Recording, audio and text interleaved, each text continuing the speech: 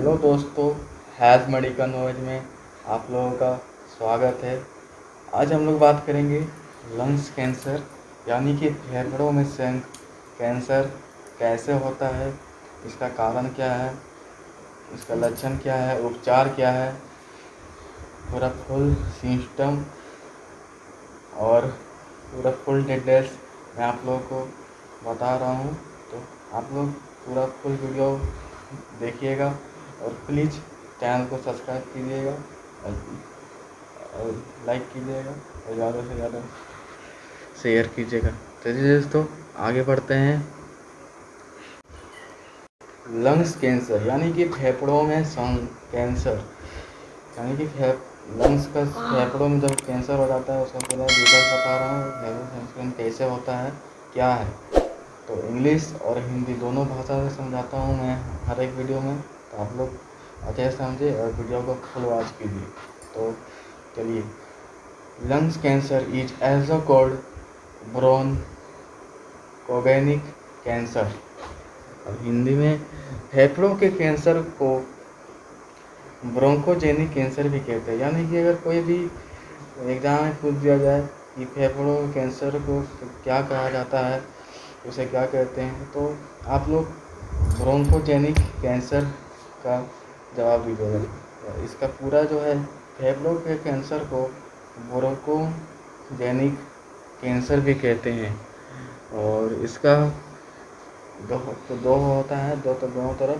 पहला healthy lungs, दूसरा lungs cancer. तो अधिकतर लंग्स कैंसर की तो फिर होता है। Lungs cancer is also now as malignant tumor because it can separate to other body parts। फेफड़ों के कैंसर को मैलिग्नेंट ट्यूमर भी कहते हैं। यानी जब फेफड़ा जो कैंसर हो जाता है उसे मैलिग्नेंट ट्यूमर भी कहते हैं, क्योंकि एक जगह से दूसरी जगह पर, यानी कि वो एक जगह पर स्थिर नहीं होता, वो उसका आना जाना हमेशा होता ही रहता है, वो एक जगह से दूसरी ओर रहता है। Lungs cancer start from wall and epithelium tissue of bronze. फेफड़ों के कैंसर की शुरुआत ब्रोंक्स की ऊपरी दीवार पर एपिथेलियस ऊतक में होता है। यानी कि जो फेफड़ा का जो कैंसर होता है, जो शुरुआत होता है स्टार्टिंग टाइम, ब्रोंक्स के ऊपरी वाला हिस्सा यानी दीवार पर एपिथेलियस ऊतक में वो स्टार्ट हो जाता है, जिससे आप लोगों का लंग्स कैंसर देखने को मिलेगा।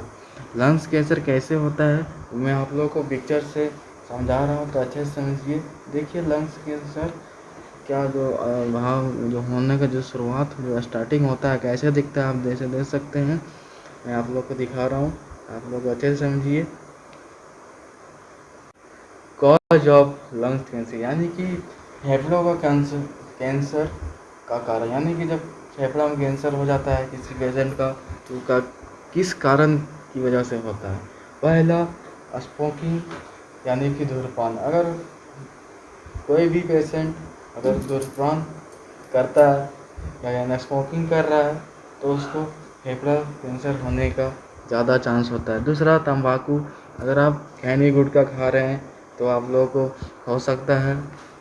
और आगे, ऑक्यूपेशन कार्गनाइजेशन यानी कार्य करते समय भी आप लोगों को हो सकता है। तो जी मैं हर एक पॉइंट अच्छे से समझा रहा हूँ, तो आप लोग अच्छे से समझिए और वीडियो को लाइक कीजिए। न्यूट्रिशन डेफिशिएंसी यानी कि न्यूट्रिशन की कमी से, अगर किसी पेशेंट का न्यूट्रिशन की कमी है तो फेफड़ा कैंसर, लीवर कैंसर हो सकता है। एनी कोरोनिक डिजीज यानी कि कोरोनरी बीमारी। कोरोनरी बीमारी किसी से हो, पेशेंट का है, तो उससे भी लंग्स कैंसर हो सकता है। और ट्यूबरक्लोसिस, किसी ब्रेन ट्यूमर हो तो उससे भी हो सकता है। और भी वांटेड है, जैसे कि किसी भी पेशेंट के मुंह में खून आने लगता है तो आप समझ जाइएगा कि उस पेशेंट को लंग्स कैंसर हो चुका है। अगर वेट लॉस यानी कि वज़न कम है, अगर किसी भी पेशेंट का एज ज़्यादा है बट उसका वज़न बहुत ही कम है एज के वजन एज जितना रहना चाहिए उतना वजन भी रहना चाहिए, उससे कम है तो ये लंग्स कैंसर उसमें होता है। अब वॉमिटिंग अगर आप ज़्यादा उल्टी कर रहे हैं हमेशा तो ये भी हो सकता है। छाती में दर्द होने लगा तो आप समझ सकते हैं, बुखार ज़्यादा है तो आप क्या कहते हैं, थकावट भी हो रहा है तो आप ये कर सकते हैं। अब हम लोग बात करेंगे टेस्ट ऑफ लंग कैंसर, यानी कि फेफड़ों और कैंसर का टेस्ट कौन सा टेस्ट कराना चाहिए जिससे आपको पता चले। पहला सीटी स्कैन कराइएगा तो आप लोगों को पता चल जाएगा। दूसरा ब्रोंकोस्कोपी। तीसरा फ्लोरोमनरी फंक्शन टेस्ट यानी फ्लोरिंग फंक्शन का टेस्ट कराना होगा आप लोगों को, तो उससे ही पता चल जाता है। सिम्टम एग्जामिनेशन उसे भी कराइएगा तो हो जाएगा। कॉम्प्लिकेशन इन लंग्स कैंसर, यानी कि लंग्स कैंसर हो जाता है तो उसकी समस्या क्या है, उसका प्रॉब्लम क्या है, कॉम्प्लिकेशन क्या है। तो पहला कैल्शियम की कमी, अगर किसी पेशेंट को कैल्शियम की कमी है तो वो फेफड़ा लंग्स कैंसर से संक्रमित, ठीक है। दूसरा ब्रेन मेटास्टेसिस, मस्तिष्क तक कैंसर फैलना, तो यानी कि अगर किसी के ब्रेन में चल जाए कैंसर तो ये अधिकतर चांस हो जाता है लंग्स कैंसर होने का। अब दूसरा और अगला है वेन का कैंसर, ये भी हो सकता है। अब फेफड़ों के कैंसर की देखभाल, यानी कि हॉस्पिटल केयर, अगर आप कैंसर के पेशेंट है तो हॉस्पिटल में कैसा देखभाल करना चाहिए उसके बारे में बात करेंगे। तो इम्प्रूविंग ब्रीथिंग, मरीज की सांस लेने में समस्या, अगर किसी पेशेंट को सांस लेने में दिक्कत हो तो आप ये उपाय कर सकते हैं। दूसरा सही तरह से इलाज आप लोगों को होना ही चाहिए ताकि आप ठीक हो सके और आपका इलाज अच्छी तरह का हो सके। और अगला पॉइंट है प्रोवाइडिंग ऑक्सीजन, यानी कि ऑक्सीजन लगाना, ऑक्सीजन मास्क, ऑक्सीजन गैस आप लोगों को लेना ही है अधिक तो हमेशा किसी पेशेंट को। और प्रॉपर नेबुलाइजेशन करवाना ही है और ठीक प्रकार से, यानी कि सही टाइम पर आप लोगों को डोजेस लेना है, मेडिसिन लेना है ताकि आप अच्छे से अच्छे सही वक्त पर आप ठीक हो सके। नाइट डाउन लेकिन सिर को उठाकर ही सोना है, अगर सिर आप उठा के सोएंगे तो ब्रेन ट्यूमर से हो सकता है आप लोगों को। कंट्रोल पे दर्द को कम करना है, यानी कि बहुत से पेशेंट को देखा जाता है कि दर्द हो रहा है तो अधिक हो रहा है तो आप लोगों को दर्द कम होने की मेडिसिन ले सकते हैं।